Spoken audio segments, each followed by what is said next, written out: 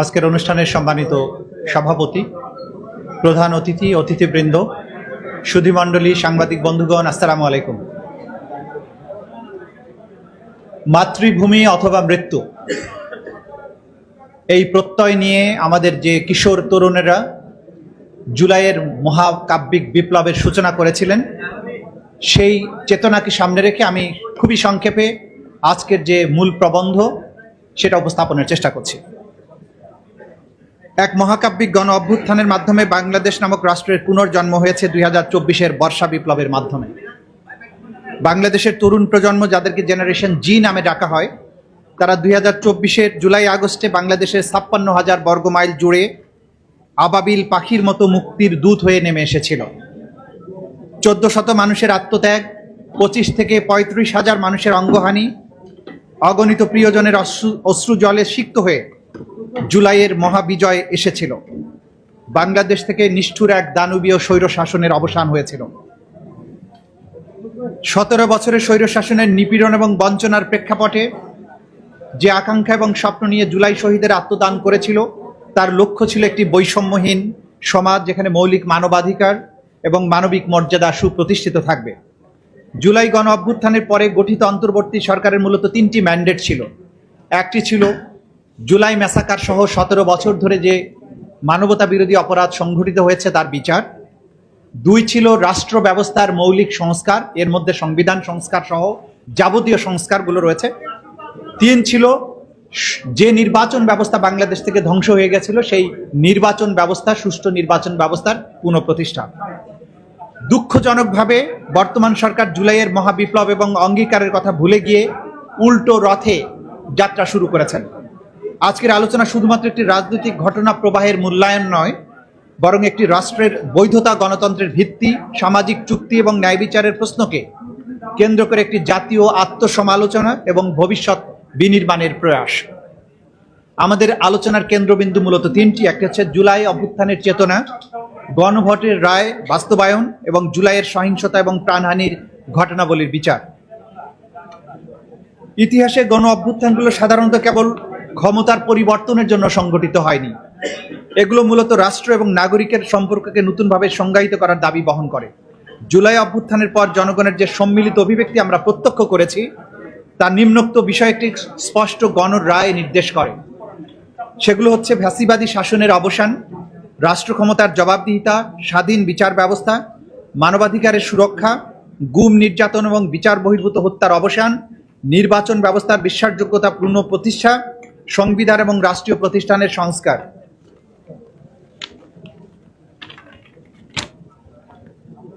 কোন আন্দোলনের প্রকৃত সাফল্য তার তাৎক্ষণিক রাজনৈতিক ফলাফলে নয়, বরং তার মূল্যবোধগুলো কতটা প্রাতিষ্ঠানিক রূপ লাভ করলো তার উপরে নির্ভর করে। সেই অর্থে জুলাই গণ অভ্যুত্থানের চেতনা বাস্তবে রূপ দিতে হলে নিম্নবর্ণিত পদক্ষেপগুলো নিতে হবে। সেগুলো হচ্ছে রাষ্ট্রীয় প্রতিষ্ঠানসমূহ স্বাধীন এবং কার্যকর করা, স্বাধীন, শক্তিশালী, কার্যকর বিচার ব্যবস্থা প্রতিষ্ঠা, মত প্রকাশের স্বাধীনতা নিশ্চিতকরণ, বৈষম্যহীন নাগরিক অধিকার নিশ্চিতকরণ, মানবাধিকারের সুরক্ষা এবং মানবাধিকার লঙ্ঘনের প্রতিকার, সুদৃঢ় প্রাতিষ্ঠানিক ব্যবস্থা প্রতিষ্ঠা, অংশগ্রহণমূলক গণতান্ত্রিক সংস্কৃতির স্থায়ী রূপ প্রদান, গণ আন্দোলন বা বিপ্লবের ইতিহাস পাঠ্যপুস্তক এবং সাংস্কৃতিক মাধ্যমে প্রতিফলন। গণভোটের রায় বাস্তবায়ন এবং রাষ্ট্রের বাধ্যবাধকতা। গণভোটের রায় জনগণের সার্বভৌম ইচ্ছার সাংবিধানিক এবং রাজনৈতিক প্রকাশ। সাধারণ অর্থে গণভোট বলতে সংবিধান সম্মত একটি আনুষ্ঠানিক প্রক্রিয়াকে বোঝায়, যেখানে জনগণ সরাসরি কোনো জাতীয় প্রশ্নে গুরুত্বপূর্ণ মতামত প্রদান করে। কিন্তু রাজনৈতিক দর্শন এবং গণতান্ত্রিক তত্ত্বে গণভোট আরও গভীর অর্থ বহন করে। যখন কোনো জাতি স্বতঃস্ফূর্তভাবে রাস্তায় নেমে একটি রাজনৈতিক ব্যবস্থা প্রত্যাখ্যান করে এবং নতুন রাষ্ট্র ব্যবস্থার দাবি তোলে, তখন সেই ঐক্যবদ্ধ জনমত কার্যত একটি রাজনৈতিক গণরায়ে রূপ নেয়। গণতন্ত্রের মূল শক্তি সংখ্যাগরিষ্ঠতা নয়, বরং এর মূল শক্তি জনগণের সম্মতি। গণভোট সেই সম্মতির সবচেয়ে প্রত্যক্ষ এবং সুস্পষ্ট বহিঃপ্রকাশ। গণভোটের রায় বাস্তবায়নের প্রশ্ন মূলত 3টি মৌলিক নীতির সাথে সম্পৃক্ত। প্রথমত, গণতান্ত্রিক বৈধতা। রাষ্ট্রের নৈতিক বৈধতা জনগণের ইচ্ছা এবং অংশগ্রহণের উপর নির্ভরশীল। দ্বিতীয়ত, সামাজিক আস্থা। যখন মানুষ বিশ্বাস করে যে তাদের মতামত বাস্তবে প্রতিফলিত হয়, তখন গণতান্ত্রিক প্রতিষ্ঠানগুলো প্রতি আস্থা বৃদ্ধি পায়। তৃতীয়ত, রাজনৈতিক স্থিতিশীলতা। জনগণের অংশগ্রহণ ও সিদ্ধান্তকে সম্মান করা দীর্ঘমেয়াদে রাজনৈতিক স্থিতিশীলতা এবং রাজনৈতিক সহনশীলতা তৈরি করে। গণতন্ত্রের প্রকৃত শক্তি নির্বাচন আয়োজনের মধ্যে নয়, বরং জনগণের সিদ্ধান্তকে সম্মান করার রাজনৈতিক সংস্কৃতির মধ্যে নিহিত। 2026 সালের যে গণভোটটি অনুষ্ঠিত হয় সেটি ছিল বাংলাদেশের সকল রাজনৈতিক দলের ঐক্যমত্যের ভিত্তিতে স্বাক্ষরিত জুলাই সনদের প্রতিশ্রুতির একটি বাস্তবায়ন। গণভোটে যে সমস্ত প্রশ্নে বাংলাদেশের নাগরিকদের মতামত গ্রহণ করা হয়েছিল সেগুলো হচ্ছে, আপনি কি জুলাই জাতীয় সনদ সংবিধান সংস্কার বাস্তবায়ন আদেশ 2025 এবং জুলাই জাতীয় সনদে লিপিবদ্ধ সংবিধান সংস্কার সম্পর্কিত নিম্নলিখিত প্রস্তাব সমূহের প্রতি আপনার সম্মতি জ্ঞাপন করেন কিনা। প্রশ্নগুলো ছিল, নির্বাচনকালীন তত্ত্বাবধায়ক সরকার, নির্বাচন কমিশন এবং অন্যান্য সাংবিধানিক প্রতিষ্ঠান জুলাই সনদে বর্ণিত প্রক্রিয়ার আলোকে গঠন করা হবে। এটা ছিল নাম্বার 1। নাম্বার 2 ছিল, আগামী জাতীয় সংসদ হবে 2 কক্ষ বিশিষ্ট। জাতীয় সংসদ নির্বাচনের দলগুলোর প্রাপ্ত ভোটের অনুপাতে 100 সদস্য বিশিষ্ট একটি উচ্চ কক্ষ গঠিত হবে এবং সংবিধান সংশোধন করিতে হইলে উচ্চ কক্ষের সংখ্যাগরিষ্ঠ সদস্যের অনুমোদনের দরকার হইবে। 3 নম্বর ছিল, সংসদের নারী প্রতিনিধি বৃদ্ধি, বিরোধী দল হইতে ডেপুটি স্পিকার, সংসদীয় কমিটির সভাপতি নির্বাচন, মৌলিক অধিকার বিচার বিভাগের স্বাধীনতা, স্থানীয় সরকার, প্রধানমন্ত্রীর মেয়াদ, রাষ্ট্রপতির ক্ষমতা সহ তফসিলে বর্ণিত যে 30টি বিষয়ে জুলাই জাতীয় সনদে ঐক্যমত্য হয়েছে সেগুলো বাস্তবায়নে আগামী সংসদ নির্বাচনে বিজয়ী রাজনৈতিক দলগুলো বাধ্য থাকবে।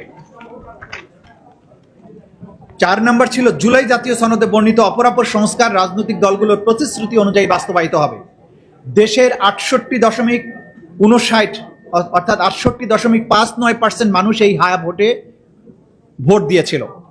দেশের সংখ্যাগরিষ্ঠ মানুষের অভিপ্রায়ের পরম অভিব্যক্তি রূপে এই গণভোটের রায় বাংলাদেশের সরকার এবং সকল নাগরিকের জন্য অবশ্য পালনীয়। ক্ষমতার উৎস যে জনগণ, সেই জনগণের রায় এবং ম্যান্ডেট উপেক্ষা করা রাষ্ট্রদ্রোহিতা এবং জাতির সাথে বিশ্বাসঘাতকতার শামিল। জুলাই গণহত্যার বিচার।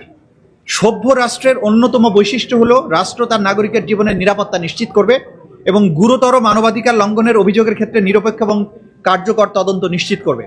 আন্তর্জাতিক আইনের একটি মৌলিক শিক্ষা হচ্ছে, there can be no lasting peace without justice. ন্যায় বিচার ছাড়া কখনো শান্তি প্রতিষ্ঠিত হবে না। এখানে আমি আইনগত অনেকগুলো বিষয় আলোচনা করেছি যেগুলো আমি স্কিপ করে যাচ্ছি সময়ের প্রয়োজনে, এগুলো একাডেমিক অনেকটা, সে কারণে আমি স্কিপ করে যাচ্ছি। আমি যেখান থেকে আবার পড়ছি সেটা হচ্ছে United Nations updated principal for combating impunity. এইখানে কিছু কথা বলেছে যেগুলো ট্রানজিশনাল জাস্টিসের শর্ত হিসাবে ব্যবহৃত হয়। ট্রানজিশনাল জাস্টিসের শর্তগুলো হচ্ছে যে সত্য জানার অধিকার, 2 হচ্ছে বিচার পাওয়ার অধিকার, 3 হচ্ছে ক্ষতিপূরণ পাওয়ার অধিকার, 4 হচ্ছে পুনরাবৃত্তি অপরাধের রিকারেন্স রোধ প্রতিরোধের অধিকার। এগুলো ট্রানজিশনাল জাস্টিসের 4টি মৌলিক স্তম্ভ হিসাবে বিবেচিত। বাংলাদেশে আমরা ট্রানজিশন পিরিয়ডে আছি, যদি ট্রানজিশনাল জাস্টিস এনশিওর করতে হয় এই কাজগুলো আমাদেরকে করতে হবে। এরপরে আরো কিছু লিগ্যাল আসপেক্ট আমি স্কিপ করে যাচ্ছি। এরপরে আমি যেটা বলছি যে বাংলাদেশে 2024 সালের বিপ্লব চলাকালে 1400 মানুষকে হত্যা, 25 থেকে 35,000 মানুষকে আহত করার মাধ্যমে দেশব্যাপী যে ভয়াবহ অপরাধ সংঘটিত হয়েছিল, জাতিসংঘের ফ্যাক্ট ফাইন্ডিং কমিটি সেটিকে ওয়াইড স্প্রেড এবং systematic attack on civilian population বলে চিহ্নিত করে এটাকে ক্রাইমস অ্যাগেন্স্ট হিউম্যানিটি বা মানবতা বিরোধী অপরাধ হিসাবে চিহ্নিত করেছিল এবং তারা সুপারিশ করেছিল এটা উপযুক্ত আদালতে এই ক্রাইমস অ্যাগেন্স্ট হিউম্যানিটির বিচার করতে হবে। জুলাই আগস্টে সংগঠিত অপরাধের বাইরেও আওয়ামী লীগের দুঃশাসনের 17 বছরে গুম, বিচার বহির্ভূত হত্যাকাণ্ডের মাধ্যমে যে বিপুল মানুষকে হত্যা, নির্যাতন এবং বছরের পর বছর গোপন কারাগারে আটক রাখার ভয়াবহ অপরাধ করেছিল, তার বিচার করাও রাষ্ট্রের এক অলঙ্ঘনীয় দায়বদ্ধতা। সুতরাং জুলাইয়ের গুরুতর মানবাধিকার লঙ্ঘন ও বেআইনি হত্যাকাণ্ড, গুম, বিচার বহির্ভূত হত্যাকাণ্ড, ক্রসফায়ার সহ আন্তর্জাতিক আইনের অধীনে সংগঠিত অপরাধের যে বিস্তর অভিযোগ ও প্রমাণ রয়েছে তার তদন্ত এবং বিচার দ্রুততম সময়ের মধ্যে সম্পন্ন করতে হবে। রাষ্ট্র সংস্কার ছাড়া বিচার অসম্পূর্ণ। শুধু বিচার করলেই হবে না, রাষ্ট্র ব্যবস্থার প্রয়োজনীয় সংস্কার ছাড়া অপরাধের পুনঃসংগঠন বা রিকারেন্স রোধ করা অসম্ভব ব্যাপার। যে প্রতিষ্ঠানগুলো অপরাধ সংগঠিত হতে দিয়েছে কিংবা সহায়তা করেছে তাদেরও সংস্কার করতে হবে। যেমন নিরাপত্তা বাহিনীর জবাবদিহিতা নিশ্চিত করতে হবে। এগুলো কেন করতে হবে আলোচকরা এগুলো ডিটেইল বলবেন। গোয়েন্দা সংস্থার আইনি কাঠামোর সংস্কার করতে হবে। নির্যাতন বিরোধী কার্যকর ব্যবস্থা প্রতিষ্ঠা করতে হবে। গুম প্রতিরোধে আইন প্রণয়ন এবং গুমের বিচারে কার্যকারী আইনি কাঠামো তৈরি করতে হবে। সাক্ষী সুরক্ষার প্রয়োজনীয় পর্যাপ্ত ব্যবস্থা গ্রহণ করতে হবে। ডিজিটাল নজরদারি আইনের অপপ্রয়োগ রোধে যথাযথ ব্যবস্থা গ্রহণ করতে হবে। এখানে একটা তথ্য আমি দিয়ে রাখি, এনটিএমসি বলে যে রাষ্ট্রীয় প্রতিষ্ঠান আছে, বাংলাদেশ টেলিকমিউনিকেশন মনিটরিং সেন্টার, বাংলাদেশের যত গুম হয়েছে প্রত্যেকটা গুমের মনিটরিং সার্ভেইলেন্স এই প্রতিষ্ঠান থেকে করা হয়েছে। নিখুঁতভাবে ব্যক্তিকে আইডেন্টিফাই করে তারপরে তাকে গুম করা হয়েছে, পরবর্তীতে তাকে হত্যা করা হয়েছে। এই এনটিএমসির আইনি কাঠামো আজ পর্যন্ত সুস্পষ্ট করা হয়নি। এগুলো আলোচকরা বিস্তারিত বলবেন। অপরাধ সংগঠনের পক্ষে বয়ান বা ন্যারেটিভ উৎপাদনকারী গণমাধ্যমের জবাবদিহিতা নিশ্চিত করতে হবে। একটি সভ্য রাষ্ট্রের পরিচয় নির্ধারিত হয় সে তার ভুক্তভোগীদের সাথে কেমন আচরণ করে তার উপরে। তাই রাষ্ট্রের কর্তব্য হচ্ছে নিখোঁজ ব্যক্তিদের শেষ পরিণতি সম্পর্কে অবহিতকরণ। আমরা জানি না কোথায় আছেন ইলিয়াস আলী, কোথায় আছে মুকাদ্দাস ওয়ালিউল্লাহ, এটা রাষ্ট্রের দায়িত্ব এই সম্পর্কে অবহিতকরণ। নিহতদের পরিবারকে স্বীকৃতি, আহতদের চিকিৎসা প্রদান, ক্ষতিগ্রস্তদের পুনর্বাসনের ব্যবস্থা, অপরাধী, ভিকটিম ও বিচার সংক্রান্ত যাবতীয় তথ্যের সংরক্ষণ, এগুলো যাতে ইতিহাসে সংরক্ষিত থাকে। মানসিক স্বাস্থ্যসেবা, যারা ট্রমার মধ্য দিয়ে গিয়েছেন তাদের মানসিক পুনর্বাসন বা স্বাস্থ্যসেবার ব্যবস্থা, ভিকটিমের জন্য যথাযথ ক্ষতিপূরণের ব্যবস্থা। আমাদের করণীয় কি এখন? জুলাই অভ্যুত্থানের গণরায় বাস্তবায়নের জন্য প্রয়োজন 1 জুলাই সনদে বিঘোষিত প্রতিটি রাষ্ট্রীয় সংস্কার অবিলম্বে বাস্তবের উদ্যোগ গ্রহণ, ইনক্লুডিং কনস্টিটিউশনাল রিফর্ম। 2 গণহত্যা এবং মানবতা বিরোধী অপরাধের কার্যকর বিচার নিশ্চিত করা এবং চলমান বিচার প্রক্রিয়া কোনো রকম দীর্ঘসূত্রিতা ছাড়া সম্পন্ন করা। 3 জুলাইয়ের চেতনা, জুলাইয়ের অঙ্গীকার অনুযায়ী সংবিধানে জুলাইয়ের চেতনার যথাযথ প্রতিফলন নিশ্চিতকরণ। 4 জুলাইয়ের ইতিহাস এবং আত্মত্যাগের কাহিনী চিরস্মরণীয় করে রাখতে সাহিত্য, পাঠ্যপুস্তক, নাটক, সিনেমা সহ সকল সাংস্কৃতিক মাধ্যমগুলোতে জুলাইয়ের কাহিনী তুলে ধরা। 5 জুলাই জাদুঘর অবিলম্বে চালু করা। 6 জুলাইয়ের শহীদ, আহত, ক্ষতিগ্রস্ত ভিকটিম পরিবারের যথাযথ স্বীকৃতি, ক্ষতিপূরণ এবং রাষ্ট্রীয় পৃষ্ঠপোষকতা প্রদান। 7 জুলাই বিপ্লবের আলামত, ডকুমেন্টস এবং ইতিহাস জাতীয় আর্কাইভে সংরক্ষণ করা। 8 বিচারে সাজাপ্রাপ্ত আসামিদের সাজা দ্রুততম সময়ের মধ্যে কার্যকর করা। 9 পলাতক আসামি ও সাজাপ্রাপ্তদের দ্রুততম সময়ে গ্রেপ্তার, বিদেশে পলাতক আসামিদের বহিঃসমর্পণের মাধ্যমে বাংলাদেশে ফেরত আনার ব্যবস্থা গ্রহণ করুন। ন্যায় বিচারের মূল দর্শন প্রতিশোধ নয়, সত্য প্রতিষ্ঠা, প্রতিহিংসা নয়, জবাবদিহিতা, বিভাজন নয়, জাতীয় সংহতি নিশ্চিতকরণ। ন্যায় বিচার কেবল অতীতের হিসাব চুকিয়ে দেয় না, ন্যায় বিচার ভবিষ্যতের জন্য একটি নৈতিক সীমানা নির্ধারণ করে দেয়। রাষ্ট্র যখন ন্যায় বিচার প্রতিষ্ঠা করে তখন সে কেবল অপরাধীর বিচার করে না, সে ভবিষ্যৎ প্রজন্মকে একটি বার্তা দেয় যে কোনো ক্ষমতাই আইনের ঊর্ধ্বে নয় এবং কোনো অপরাধী প্রতিকারবিহীন নয়। এই নিবন্ধে প্রস্তাবিত বিষয়গুলো কার্যকর করার মাধ্যমে আমরা বাংলাদেশ থেকে বিশ্বকে একটি বার্তা দিতে চাই যে বাংলাদেশ ন্যায় বিচারের পক্ষে এবং যে অপরাধ সংঘটিত হয়েছে তা আর কখনো এই মাটিতে সংঘটিত হতে পারবে না। Never again. আপনাদের সবাইকে ধন্যবাদ।